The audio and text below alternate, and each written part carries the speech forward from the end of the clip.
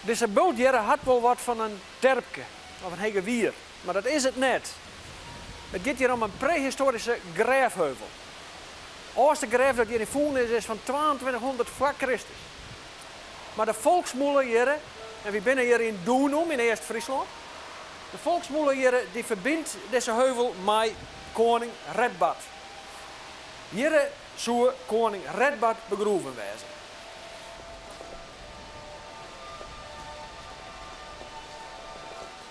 Waar vier Redbad nou? Ja, Redbad wie wel een historische persoonlijkheid. Hij had echt bestaan. Hier leven ze om 700 na Christus heen. Weer koning van Friesland. Maar spijtig genoeg weten we maar een heel iets beetje van hem. Oornom wordt, en dat staat wel aardig vast, ik net helemaal, maar wel aardig vast, dat er zijn paleis hier in Utrecht. Dus op een heel oplak als hier. En doen we dat een heel groot Fries Rijk? Ja. Hoe mag dat zijn? Zeker. Dat weer een heel groot rijk van wat nou zal ik nou de Belgische grens is. En misschien wel onder de rivier de Wezerta. Maar hoe de eerste grens binnen we net zo wist. Maar dat zou wezen kunnen, onder de Wezerta zelfs. En Redbad, die figuur, die leeft dus nog voort hier. Ja, er wordt dus verteld dat Redbad hier begroeven wezen zou. In deze Radbodsberg. En de volksmolen had dat ervan maken. En die volksmolen die had er eens nog meer bij fantaseren. Want eens zou het er zijn, zou er heel dal niet wezen, maar alleen maar sliepen in deze heuvel. En één keer zal er weer wekker worden. En dan neemt er de liering op hem van alle Friezen. Komt er een nieuw Fries koninkrijk. Bekend thema trouwens. Dat heet het thema van de Rex Justus Rediturus, de rechtvaardige koning die waarom kwam zal. Hier in Duitsland werd hetzelfde verteld van keizer Frederik Barbarossa. Komt echt één keer waarom. Hij sleept nu in de Kiefhuizer grot.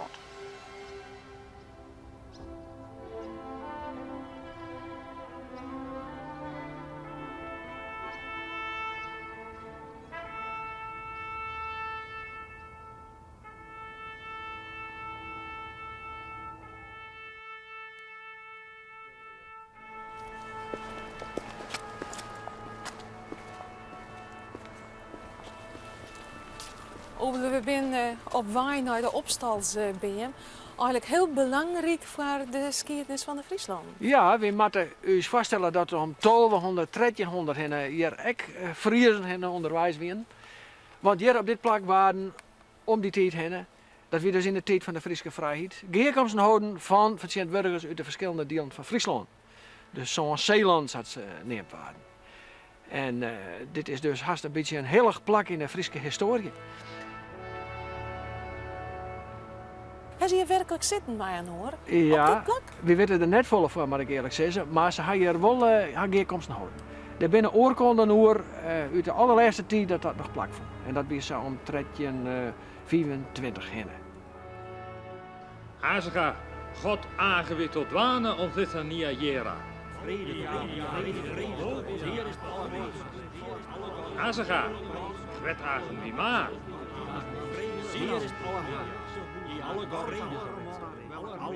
Werd ze onofficieel op praten, dat zou ik net zeggen kennen. Dat kan van alles en nog wat west hebben. En werd ze officieel op praten, daar weten we eigenlijk helemaal net zo vol van. Maar we moeten er rekening mee houden, er bestaat een verboen. Een verboen tussen Friese gebieden. En dat verboen houdt in dat ze naar helpen zullen wanneer er inval van boetenaar wezen zullen. Dus het weer een soort van NAVO-uititeit, maar dan alleen van Friese gebieden, zo'n paar zeggen. Een beetje overdreven zouden bij de NAVO te vergelijken, maar likwols. Nou, en in de tweede plek waar er maatschappelijk recht vaststelt. Dus dan zal je vooral een proto over recht sprutsen wijzen, neem ik aan. Kennen Sie die Upstalsbeam? Oder wie sprechen Sie es aus? Obstalsboom. Obstalsboom. Obstalsboom. Mhm. Und was sagt es hier? Also das heißt Eala Fria Frisena und das heißt übersetzt, ich bin ein freier Friese. Das findet man zum Beispiel auch auf Wappen, unter Wappen und das wird auch verschenkt untereinander. Die BM, in die naam Opstalsbeam, wat voor BM weer het is. En dat weten we net met wissigheid. Maar er is een heuveltje, dat is trouwens een oude graafheuvel uit de heidense tijd nog. En er wordt aangenomen dat er in die tijd een soort van beam, dat kan een soort van peel, een bewerken peel is zelfs wel mogelijk stingen had. En dat weer dan de opstalsbeam. Wetro is het op zeker stuit weer ophouden, die geerkomsten hier bij de opstalsbeam. Ja, eens binnen ze 2 keer ophouden. Want om 1200 hinnen had die geerkomsten west en wanneer krijgt zo'n 1250 hinnen is dien.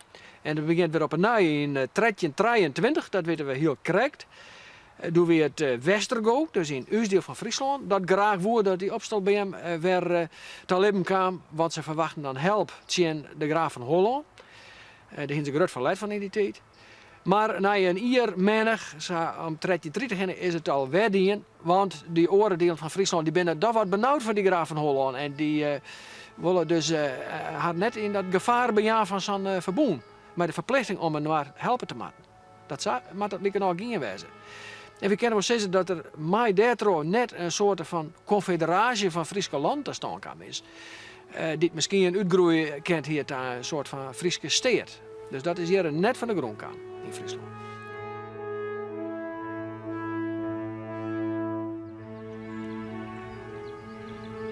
Na het verboen van de opstalsbeam definitief uit vallen weer, zette de graaf van Holland de aanval in op Westerlaus Friesland. Dat wie in het jaar 1344. En in de slag die toen plakvonden had de Westerlauwse Friezen het woon. De graaf is zelfs sneuvelen en ook een part van zijn ridderleger. Die slag die weer trouwens net bij Waas. Er was er zo'n 1951 een eenvoudig tanksteen op het Reerklif bij Waas. Maar die slag die weer eens bij Starem. En dat weer dus een beetje meer naar het westen toe.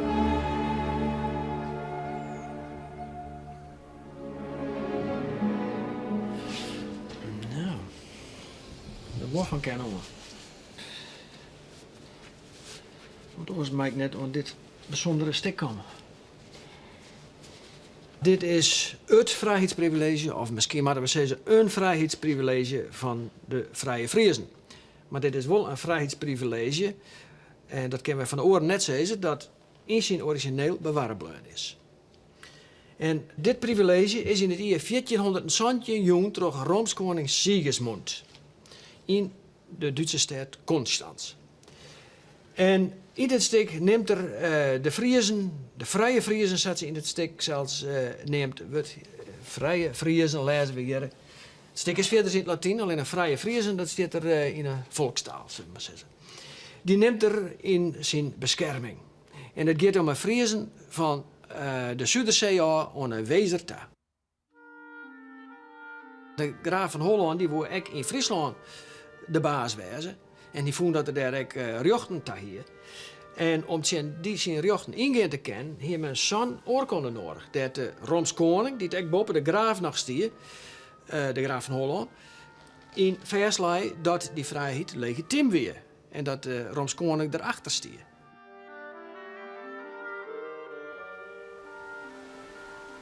In de tijd van de Friese vrijheid doen de adel en de boeren, dus de groenbezitters, het voor het zessen. En dat weer dat is wel een aardig grote groep. Zo'n tas dan als in Friesland waren trouwens de boeten aanviel als een grote anomalie. Dus als wat dat net normaal weer.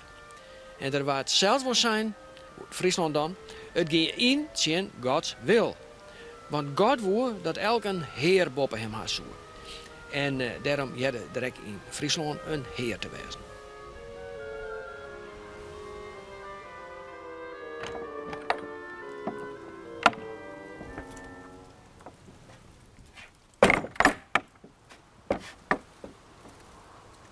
In 1970 bouwde Adriaan Donker dit kapeltje naast zijn pleats in Hoogwoud. Hij woer dat er een oantinken weer aan de West-Friezen die ter Willem II versloegen. West-Friesland weer een gebied dat weer echt vrij. De heerske echt Friese vrijheid kan we zeggen. Maar de graaf van Holland die had daar bezocht een eind te maken. Het is uiteindelijk echt slagen. En dat weer net zo makkelijk, want het weer een gebied vol met polen en water. En graaf Willem II die bezocht het in 1256. midden in de winter. En de kroniekschreeuwer die zei er heel West-Friesland wie een marmerblok. Zo wordt winter het. Dat oer het ijs hierheen. En Willem II zelfs wie op zijn hinder, de rest weer te voet. En toen is de goeie man hier bij Hoogwoud trot ijszakken met zijn hinder. En die is door de West-Friese boeren deerslijn. En die lui je wisten eerst niet wat het weer, maar toen ze trok kregen, toen waren ze benauwd. En toen hadden ze hem begroeven in een boerenplaats. Onder het hutstee. En in 1282 toen had de zoon van Willem II, en dat was Floris V, de bekende graaf Floris V, wraaknaam. Floris V had het wat oors oppakt als zijn voorvaders. Die bezochten heel tijd van Alkmaar uit naar het noorden te komen. Maar Floris V dacht het maar oors, die had een vloot gebouwd. En die is met zijn vloot uit Amsterdam bij hier naar West-Friesland te vinden. En die had de West-Friesen door onverwachts in een rare onval. En daar heeft hij succes mee. Hier is door hier in de Hoogwoud kwam. En hier had er een ziekje geweest naar het lijk van zijn heid. En het was hem onwijs terug een oud mansje. Die verklapte werd dat skelet begroeven weer. Het is opgegroeven en werd herbegroeven in Middelburg Hielendal. Zo ver mogelijk van West-Friesland af. Maar we weten eigenlijk net wat plaats krijgt dat lijk van Willem II begroeven werd had. En ja, dat plak kan net ongeweest worden. De bewoners van Hoogwoud kunnen, in tegenstelling tot de historici, het plak wel onwijzen. Het zou op de Willemshoeve Westha. Graaf Willem is in deze boerderij op de Koningspade begraven. Zo luidt de geschiedenis, omdat deze boerderij heeft 3 haarden en hij heeft onder de middelste haardplaat begraven gelegen. En hoe weet u dat zo zeker? Er zijn berichten uit Scandinavië gekomen, een boekwerkje, daar heeft het ingestaan dat nog steeds die boerderij, de Willemshoeve, in Hoogwoud staat. In zijn volle glorie. En dat die naam dus de boerderij, de Willemshoeve, dat daar dus die graaf daar heeft gelegen.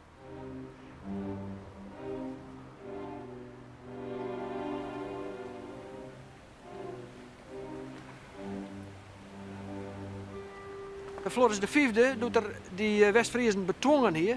Die had toen een stukjes wat kasteel in dat gebied dat zet om die West-Friesen eronder te houden.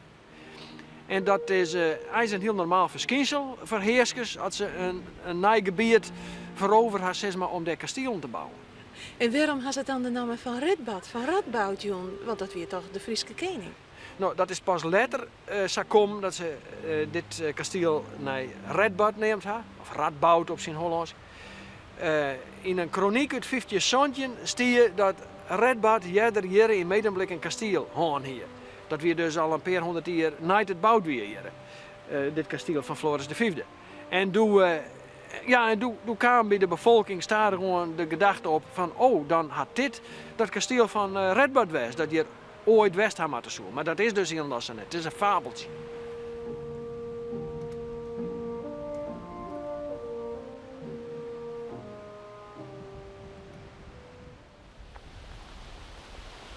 We zijn hier op een slagveld, een Noord-Fries slagveld. Hier had in 1252 een slag geweest. De Noord-Friesen die hebben haar vrijheidsstrijd vochten. En in haar geval weer dan de koning van Denemarken. Wat Noord-Friesland jette in de tijd, in de middeleeuwen, zelfs nog in de 19e eeuw onder Denemarken. En in de 13e eeuw wie het zo, die Noord-Friesen die hadden wel een heel groot stuk autonomie. Maar ze waren wel aardig rijk hier op deze goeie kleiland. En die koning van Denemarken moet dan wel even een flinke belasting van haar heffen. En doet er die belasting introduceren, doen de Noord-Friesen net. Ze zitten al op zulke hege kosten, want we moeten uw zeedieken onderhouden. Dat nog een belasting erop, nee, dat willen we niet. En het is er via kwam dat de koning hier met zijn leger heen is om zijn belasting op te hellen. No? En doe eerder hier op dit terrein moet er zijn kamp opslaan hebben. Maar het is net goed aandoen voor die koning van Denemarken. Hier zo vallen terug die Friesen die uit deze contraien, uit dit deel van Noord-Friesland.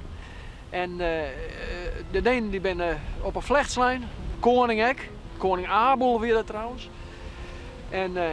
En op een vlecht is het troffen door Pielk en Dee. Dus koning Abel die is sneuvelen hier bij Oldenswort in Eiderstedt, het zuidelijkste deel van Noord-Friesland, in het jaar 1252.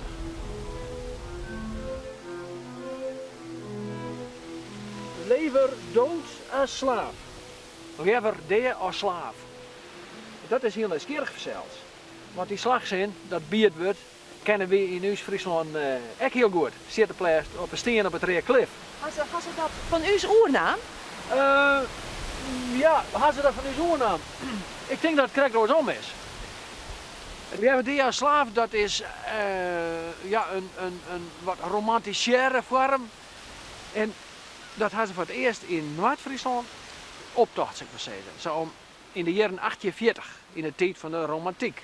Het begon een beetje pikt eigenlijk van hem. Nou ja, maar eens hadden ze het in het begin wel een beetje weer van u zoals je, want die echte vrijheids, ja wat ik zeggen, slogans, als Friesk en vrij en Friesk, Free en de Freesk, die komen bij ons bij.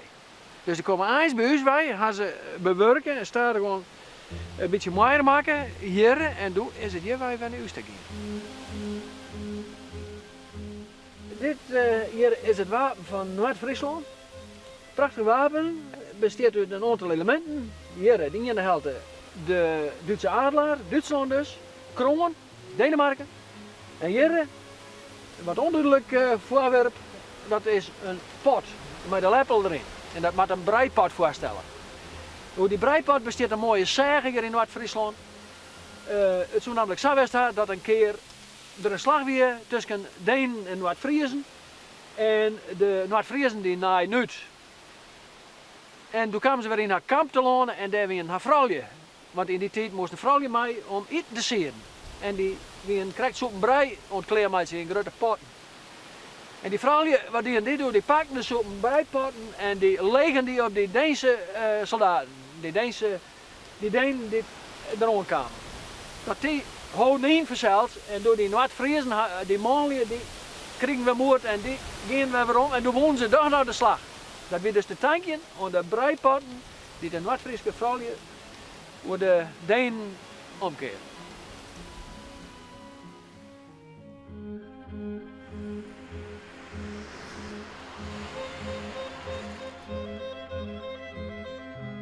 In het museum in Noordenham, Boetjadingen, vinden we in das Friesenzimmer ook het biertut Leverdeer als slaaf. Und hier sehen wir an der Wand ein schönes Gemälde, ein Historiengemälde, möchte ich sagen.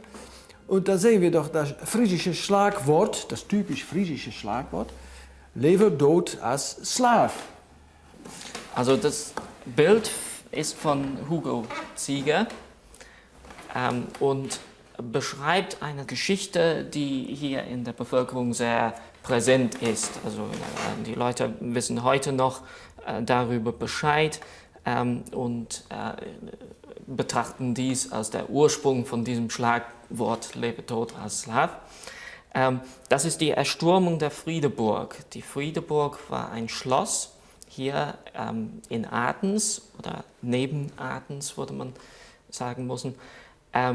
Und dieses Schloss wurde von Bremer Kaufleuten gebaut im Jahre 1407. Und im Jahre 1418 hat man versucht, diese Burg zu erobern. Das waren zwei Brüder, also Dude und Gerold, Söhne des Häuptlings Lübben. Und ungefähr 50 Mann haben versucht, in der Nacht die Burg zu erstürmen, sind aber gefangen genommen worden von den Bremern und nach Bremen gebracht worden und auf dem Marktplatz sollten sie hingerichtet werden. Und bei der Hinrichtung hat der eine Bruder, so sagt es jedenfalls die Legende, den Kopf von dem anderen Bruder in die Hand genommen und geküsst. Und die Bremer waren so beeindruckt von dieser Szene, dass sie dem noch lebenden Bruder gesagt haben, Er durfte sein Leben behalten. Er musste nur eine Tochter aus der Bürgerschaft heiraten. Und diese Bedingung hat der Bruder dann abgelehnt. Angeblich mit den Worten, lebe tot als Slav. Und die Bremer waren sehr beleidigt und haben ihn dann doch hingerichtet.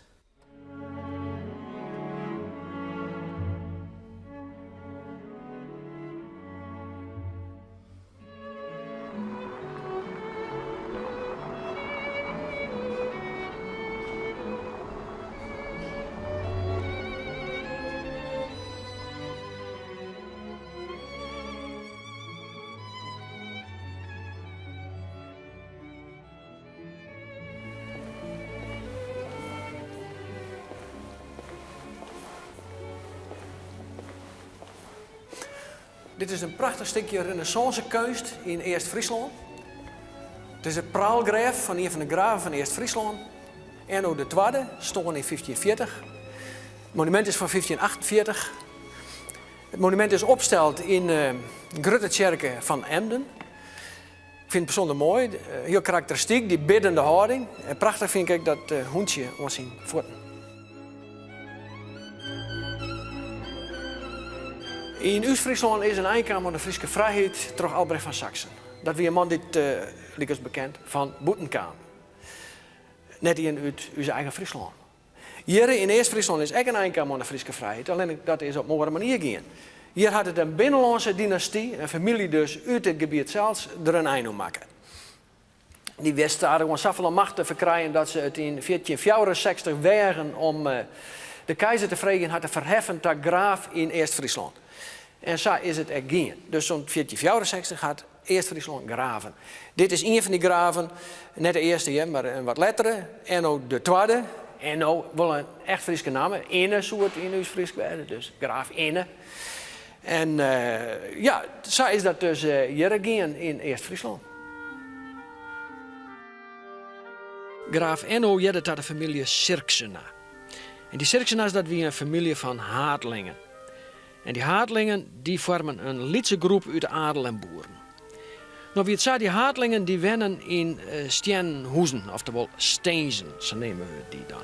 Dat zijn toerachtige gebouwen die goed verdienen worden konden. En in Eerst-Friesland is één zo'n ouderwetse steensbewaarbleun en die staat in Boenderhee.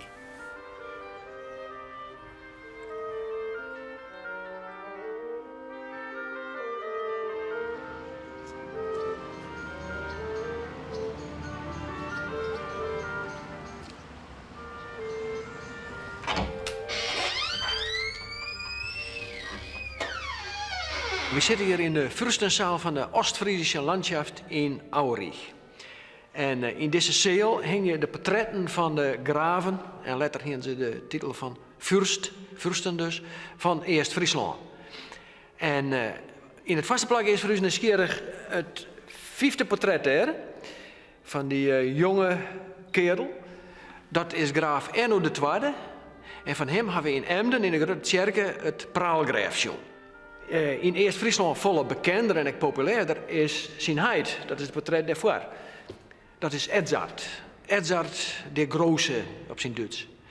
En die namen zei het al, de Große, dat was echt een heel grote figuur. En in zijn tijd had Eerst-Friesland de grootste uitgestrektheid gehad. Hij wil Eerst-Friesland groter maken, zoals het uiteindelijk worden is. Maar een succes had het net best. Maar Edzard is heel bekend, heel populair in Eerst-Friesland. Nog heel tijd? Nog heel tijd, ja, zeker. Kan ik wel zeggen, ja.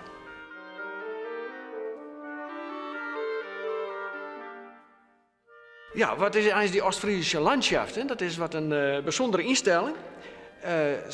Die Ostfriesische Landschaft, Jurde die functionaire, had het een soort van Oost-Friese Academie. En ook van het Noord-Friese Instituut. Maar dat had net altijd zo west. Want de Landschaft is eens van oorsprong een soort van parlement van Eerst-Friesland.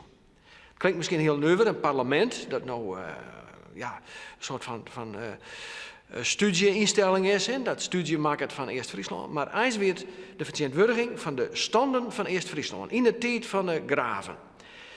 En er waren hier in Eerst-Friesland 3 standen. Dat waren de adel, dat waren de steden en dat waren de boeren.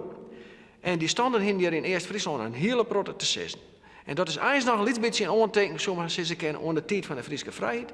Dat de graving er eigenlijk net al te vol in te brengen heen, maar dat er stonden hier zo'n macht in.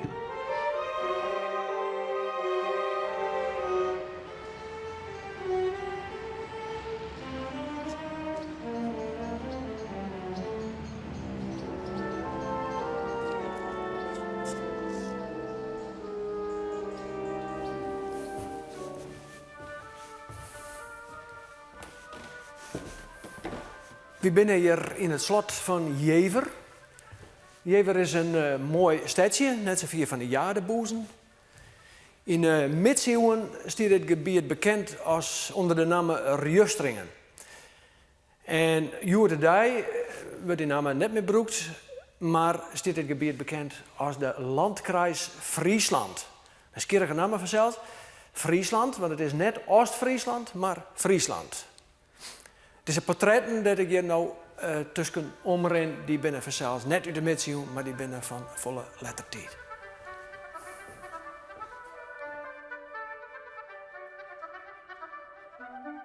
Hoe kwam het dat Jever net bij Eerst-Friesland jette? Ja, dat is wat een nieuwe spul misschien.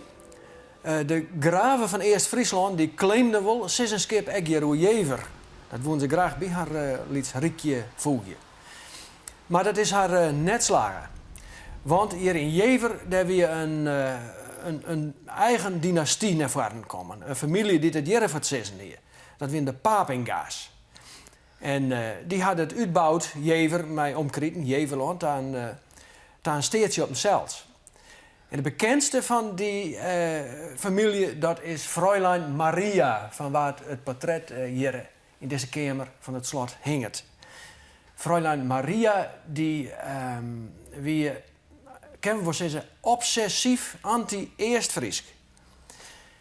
En ze had ervoor zorgen dat Jeverland net bij Eerst-Friesland komen is. Na haar deel had ze Jeverland nalitten aan Oldenburg, aan de graaf van Oldenburg. En dat weer de grote tjenstander van de graven van Eerst-Friesland. Dus Jever was Oldenburgse in plaats van Eerst-Friesk. Maar deze Fräulein Maria is nog altijd een zo populair hier in Jever. En die instelling van Fräulein Maria, die hadden Jeverlanders eigenlijk ook altijd nog. Ze vielen haar wel Friesk, maar beslist net Eerst-Friesk.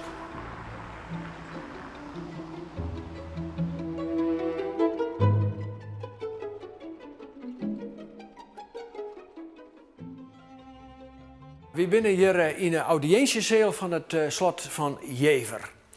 En het aardige van de Jeverlanders is dat Harnslot er nog is. En dat het slot van de Greven van Eerst-Friesland, dat is er net meer. Nou, het topstuk in deze ruimte is wel het plafond, het cassetteplafond. Een prachtig stukje renaissancekunst. En maken in de tijd van en in opdracht van Fräulein Maria.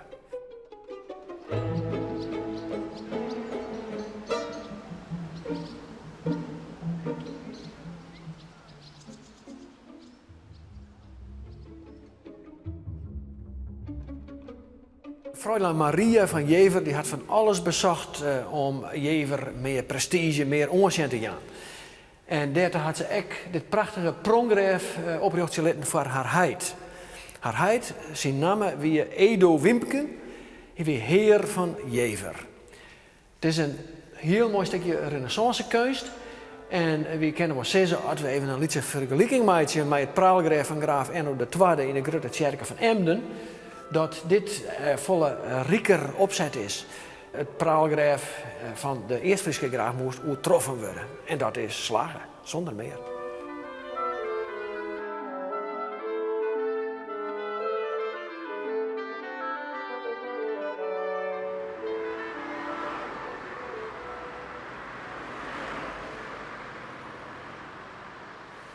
Ja, leven de als slaaf lezen we hier. En ik nog wel in het plat-Duits, leven dood als slaaf. En dat had te maken met het feit dat we hier in het vierde Boetjadingen zitten. Dat is vlakbij de rivier de Wezer. Het is een nieuwsgierig gebied, dat Boetjadingen, want hier had de Friese vrijheid nog heel lang bestaan. Zelfs nog 16 jaar langer als bij u. Want bij u wie het in 1498 Albrecht van Saxen die er een einde maken. Hier wie het in 1514 de hertog van Oldenburg die er een einde maken. En net zonder dat er eerst slaglever is. En op dit plak is slagleveren. En de Friezen uit dit gebied, de boetjariger Friezen, die ken ik wel steeds de Rjustringer Friezen, die hebben bezocht hier zo lang mogelijk stand te houden.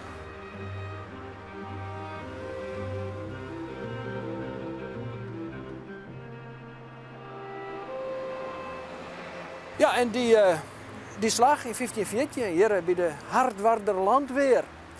Die landweer, dat is dat waldje dat hier achter dit beeld te vinden is. Dat is een zogenaamde landweer dus. Een soort schans van Ierde. En hier aan deze kant liggen de Friezen en aan de andere kant de Oldenburgers.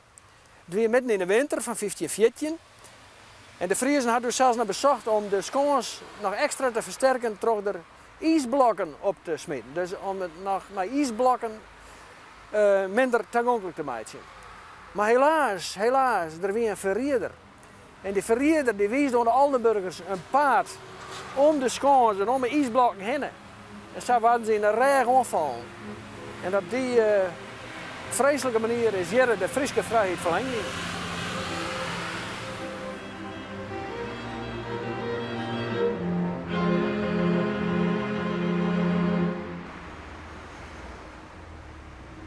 We weten nou dat er in Oost-Friesland een einde aan de Friese vrijheid kwam is in 1498, door het tadwaan van Albrecht van Saxen. Die profiteren op handige wijze van de interne verdeeldheid in Friesland zelfs. En ook van de zwakkers van de keizer. We hadden in 1498 ook in Friesland een monarchale vorm van bestuur gekregen. Maar het vrijheidsbesef zit heel wat Friezen nog altijd heeg. En om de eind van die vrijheid te vieren met een feest, ja, dat we zelfs 500 jaar later lang niet elke keer in Friesland niet zien. Wij hier in Friesland beleven je dat 1498 compleet oors. Er is een grote meerderheid die het oors beleeft. Het is de zwarte bladzijde uit de geschiedenis. En dan vlag ik maar zwarte vlaggen. Dan weet eigenlijk, denk ik wel, hoe laat dat het is.